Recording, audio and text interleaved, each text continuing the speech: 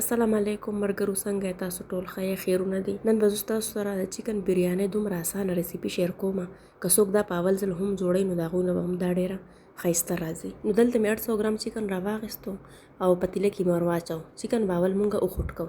3 ګیلاسه به مونږ وریجې اخلو. نو وریجې به مونږ اول وینځو او بیا به یې خوشتې کو. نو وریجې مونږ 3 کپه راغیستې دي. ستاسو چې څومره هم پکار وي تاسو د هغې مطابق راواخلئ. نو دلته مې وریجې اول وینځلې او اوس به دا زه خوشتې کړم. څو پورې چې مونږ چکن له مساله تیارو نو هغې پورې به دا ښه خوشتې شوي وي. نو دلته چکن زمونږ ښه صحیح ښکلی خوړین پوخ شو. اوس به پسې ګیس بند کړو. چکن به مونږ بل لوښي کې واچو او همدې کړای کې به مونږ داسې نیم کپ تیل واچو او په بله چوله مې د وریجې دپاره اوبه هم کېښودې چې اوبه ښه وخوټ کېږي. نو دلته مې کړایۍ کې داسې نیم کپ تیل واچوله. اوس چې تیل لږ شان ګرم شي نو په دې کې به زه بیا یوه غټه غوټه پیاز واچوم، کوم چې ما نری نری کټ کړی دی، او ورسره به مونږ دا مسالې هم ور واچو. دې سره بریاني ډېر زیاته ښکلې ذایقېداره راځي. چې دا ټولې روغې مسالې پکې مونږ واچو نو بیا به پکې پیکټ والا مساله لږ اچو. نو په ثابتو مسالو کې زیره، جایفل، جوتری، تیز پत्ता، بادیان के फूल، लौंग और काली मिर्च शामिल है. مرګرو د مسالو نوم ماله په پښتو کې نه راځي نو ځکه ما په اردو کې وویلو. پیاز چې لږ شان سره شو نو بیا مې پکې دا ټولې ثابتې مسالې ور واچولې او 1 ټیبل سپون مې پکې مونږه ټکېدلي اوږه او ادرک واچو. چې اوږه او ادرک هم په دې کې ښه سره شي نو بیا به مونږ په دې کې 2 غټ غټ ټماټر ور واچو. نو ټماټر مې ور واچوله. ټماټر له پاسه به مونږ مالګه هم ور واچو. دې سره به ټماټر ډېر زیات زر پاخه شي. او اوس به پکې نیم پیکټ د شان بریاني مساله ور واچو. مرګرو زما طریقه ډېر زیاته ساده او ډېر اسانه ده. زه پکې ډېر زیات مالګې، مرچکې او مسالې هم نه اچوم، خو بیا هم دا ډېره زیاته خوندوره وي. که ستاسو پکې مرچکې خوښ وي نو تاسو پکې اچولی شئ.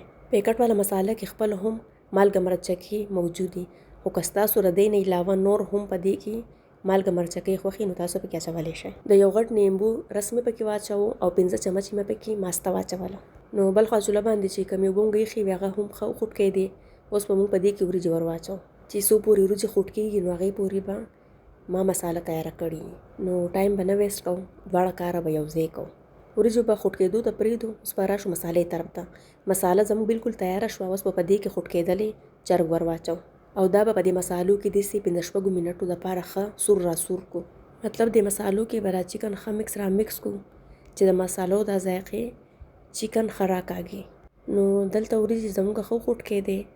مطلب ډېر زیاتې خورې به یې نه خوټ کوو، داسې لږې شان معمولي به یې جمدی پرېږدو. وریجې به مونږ دومره نه پخوو چې دا بالکل خورې شي او لیټی شي. په اردو کې وایي که نه چې ایک کنی هم اس کو کچا چھوڑ دیں گے. اوس به دا مونږ په چاڼ کې واچو او اوبه به تې توی کړو. نو نږدې نه تاسو کتی شئ چې وریجې زمونږ د بریانۍ دپاره داسې پکار دي، مطلب لږې لږې جمدی پکار دي. باقي دا یو کني چې دا کچې دي دا به مونږ په دم کې پخې کړو. نو دلته مې چرګ د مسالو سره تقریبا داسې 15 منټو دپاره پوخ کو. اوس دا بالکل تیار دی. مطلب چکن مسالې ښه راکاږلې. اوس به موږ د دې نه د نیمې نه زیات چکن بهر کو، مطلب بریانۍ به ته جوړو. نو دلته نه موږ د نیمې نه سیوا چکن د دې نه را لرې کو. په دې ټیم کې چوله ما بنده کړې ده. اوس په نیمې وریجې په چکن باندې ور واچو او دا به په چمچ باندې ښه خورې را خورې کو. همدا پروسس په یو ځلې بیا وکړو. چکن به ور واچو او بیا به په دې له پاسه باقي ټولې وریجې ور واچو او ښه به یې خورې را خورې کو. مرګرو د بریانۍ چې کومه طریقه زه ستاسو سره شیر کوم دا ډېره زیاته اسانه ده. د نه پوهېدو پکې هېڅ خبره نشته.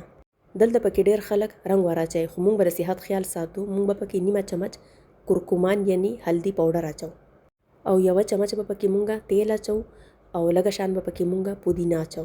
تیل مو په لپاسه ځکه ور واچوله دې سره وریجې زموږ نورې هم ښه اوږدې شي او نه ماتېږي. نو چکن کې شوروا بالکل نه وه او موږ به دې له دم ورکوو او دم دپاره موږ له په دې کې لږ شان اوبه پکار دي. نو نیم کپ مو په اوبو واچولې. اوس به پې سر کېږدو او د 12 منټو دپاره به دې له دم ورکو.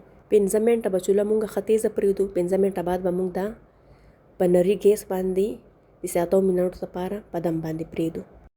نو دلته د بریانۍ تقریبا 12 منټ وشو. اوس به بس ګیس بند کو او 15 منټه پس پر دې نه سر لرې کو. एकदम پاتې سر نه لرې کو، ځکه چې एकदम سر لرې کولو سره وریجې بیا ډېر زیاتې سختې شي.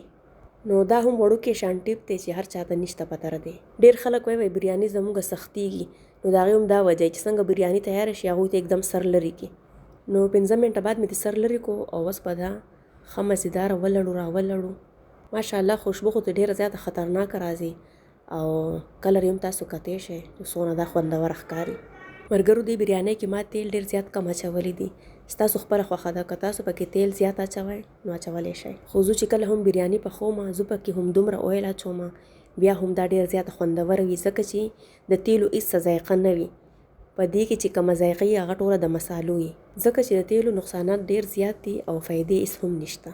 نو دا زموږ ډیره سیمپل او اسانه شان د بریانۍ ریسیپي که مو خوښه شوي نو په دې خبره باندې زموږ چینل هم لایک کړئ هم یې سبسکرایب کړئ او د خپلو خپلوانو سره هم شیر کړئ چې هغوی ترېنه هم خوندونه واخلي.